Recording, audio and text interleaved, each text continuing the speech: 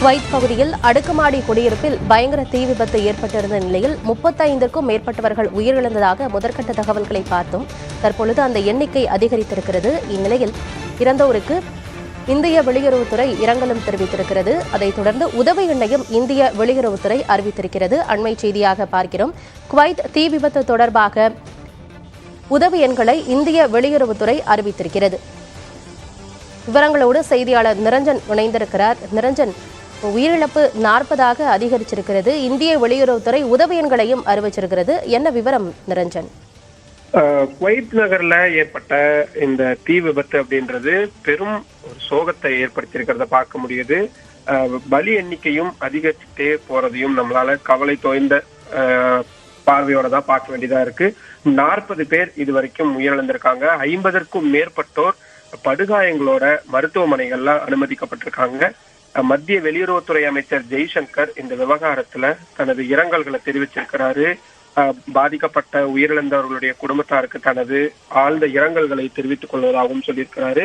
குவைத்தில் இருக்கக்கூடிய இந்திய தூதரக அதிகாரிகள் அந்த பகுதிகளுக்கு சென்று முகாம் அமைச்சு மீட்பு பணிகள் மற்றும் உதவி பணிகள் அனைத்தையும் செஞ்சுட்டு வர்றதாகவும் ஜெய்சங்கர் அவர்கள் தகவல் தெரிவிச்சிருக்கிறாரு.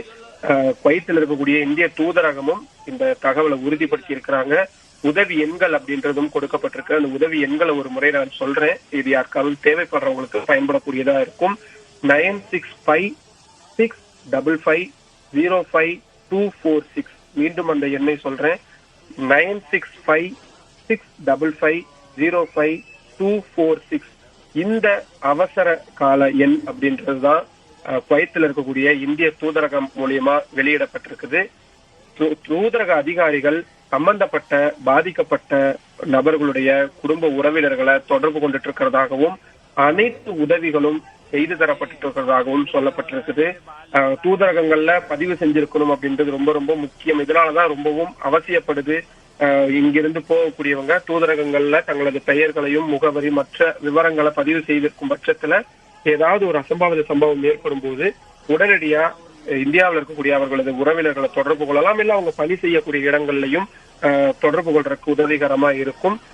இப்போ தூதரக அதிகாரிகள் மருத்துவமனைகள்ல அனுமதிக்கப்பட்டிருக்கக்கூடிய அந்த இந்தியர்களுக்கு, ஏன்னா இதுல நிறைய பேர் இந்தியர்களாகவும் இருக்கிறாங்க, உயிரிழந்தவர்கள்லயே 3 பேர் வரைக்கும் கூட இந்தியர்கள் இருக்கலாம் அப்படின்னு அஞ்சப்படுது.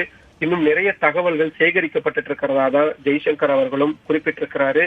மருத்துவமனைகள் அனுமதிக்கப்பட்டிருக்கவங்களுக்கு தேவையான உதவிகள் அனைத்துமே செய்து தரப்படும் அப்படின்ற ஒரு உறுதியையும் தூதரக அதிகாரிகள் தெரிவிச்சிருக்கிறாங்க.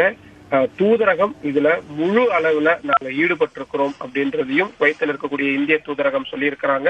ஜெய்சங்கர் அவர்களும் அனைத்து அதிகாரிகளையும் இதற்காக பணியமர்த்தப்பட்டிருக்கிறதாகவும் முகாம் அமைக்கப்பட்டு அனைத்து வேலைகளும் துரிதமா நடந்துகிட்டு இருக்குது, அந்த மாதிரியான விஷயங்களை சொல்லியிருக்கிறாரு. உயிரிழந்தவர்களுடைய உடல்களை இந்தியாவுக்கு கொண்டு வர்றது, இந்த மாதிரியான வேலைகள்லாம் தான் இனி பாக்கி இருக்கும். உடனடியான ஏற்பாடுகள் செய்துட்டு வரதா இந்திய அரசு சார்பாக தெரிவிக்கப்பட்டிருக்குது. பலி எண்ணிக்கை இனியும் அதிகரிக்காம இருக்கும் அப்படின்றதா நம்மளும் நினைக்க வேண்டியதா இருக்கு.